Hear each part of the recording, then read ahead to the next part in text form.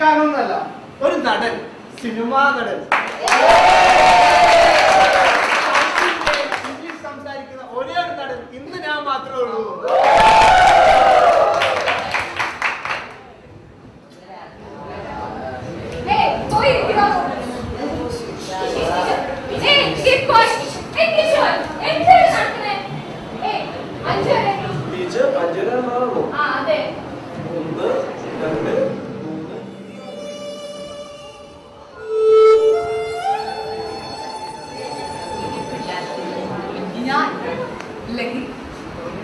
വർഷങ്ങളായി ഞാൻ നിങ്ങൾക്കിടയിൽ പുകയിലയായി, മദ്യമായി, മയക്കുമരുന്നായി ഞാൻ ആരെയും തേടി പോകാറില്ല.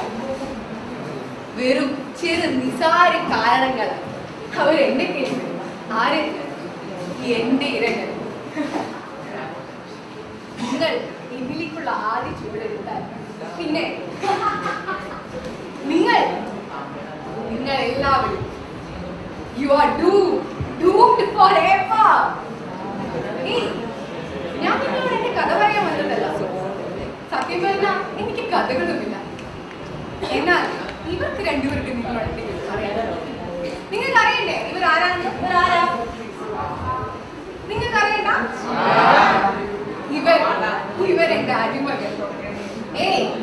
ഇന്ന് വാ പറയ ഇവരോട് നിന്റെ ലവ് സ്റ്റോറീസ്.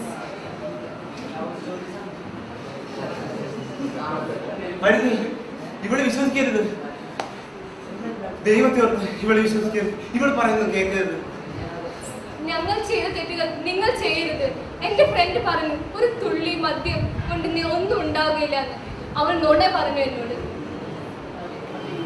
നമ്മളൊക്കെ ഉണ്ടല്ലോ, മദ്യപാനം എന്ന് പറയുമ്പോഴത്തേക്കും നമ്മളോർക്കും നമ്മളെല്ലാം വിചാരിക്കുന്നു മദ്യപാനം എന്ന് പറയുമ്പോൾ അഡിക്റ്റായി വല്ലാതിരിക്കുന്നു. നമ്മൾ വഴി കൂടെ പോകുമ്പോഴത്തേനും കണ്ടില്ല ഓരോരുത്തർ വഴി വെള്ളമടിച്ച് കിടക്കുന്നു, ഇങ്ങനെ വഴി കിടക്കുകയാണ്. അവരെല്ലാം തുടക്കത്തിൽ അങ്ങനെ ആയിരുന്നില്ല. കേവലം ഒരു ചെറിയൊരു രസത്തിന് വേണ്ടി, അല്ലെങ്കിൽ നമ്മൾ കൂട്ടുകാർ കുടുംബത്തേനും നമ്മൾ കുടിക്കാൻ നിൽക്കുമ്പോൾ അവർ പറയും, അയ്യേ നീ എന്നെ കുടിക്കാതിരിക്കുന്നത് ആണല്ലേ, നീ ആണാണോ എന്നോട് ഇങ്ങനെ പലരും നമ്മളോട് പറയും. അപ്പം നമ്മൾ ഓർക്കും ശരിയാ, നമ്മുടെ കൂട്ടത്തിൽ രണ്ടുപേരോടത്ത് കൂടുമ്പോൾ നമുക്ക് കുടിക്കണം, എന്നാലും ഒരു വലിയ ആളാകത്തോർക്കുന്നതോട് നമ്മളായി ഒരു ചെറിയൊരു രസത്തിന് വേണ്ടി നമ്മൾ അന്ന് ഒരു ഇച്ചിരി അങ്ങ് കുടിക്കും. അപ്പം നമ്മളൊക്കെ കുടിച്ച് കുഴപ്പമില്ല.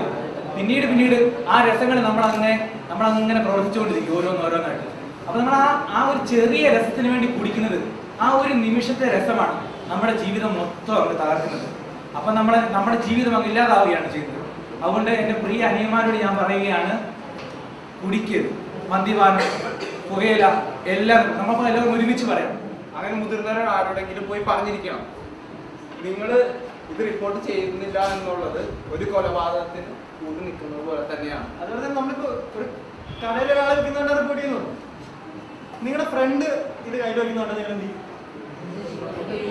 ഉപദേശിച്ചിട്ട് അയാളെ നിർത്തിയില്ലെന്നുണ്ടെങ്കിൽ എന്ത് ചെയ്യും?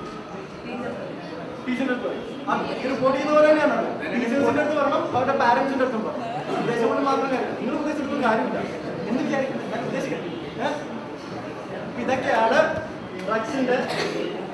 മനസ്സിലായോ ഡ്രഗ്സിന്റെ പ്രശ്നങ്ങളല്ല. ഇത് കഴിക്കുന്നത് മാത്രമല്ല വെച്ചോണ്ടിരിക്കുന്നതും എല്ലാം ഒരു തെറ്റാണെന്ന് മനസ്സിലായില്ലേ? അപ്പൊ എല്ലാരും ഒരു പ്രാവശ്യം കൂടെ പറയാമോ? Say no to drugs. Say no to drugs.